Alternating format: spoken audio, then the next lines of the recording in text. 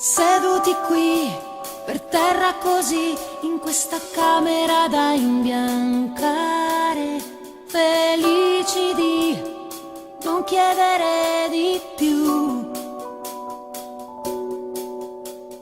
Dimmi di sì, anche se qui c'è solo un tavolo come altare, è un pane da dividere. Avvicinati anche tu.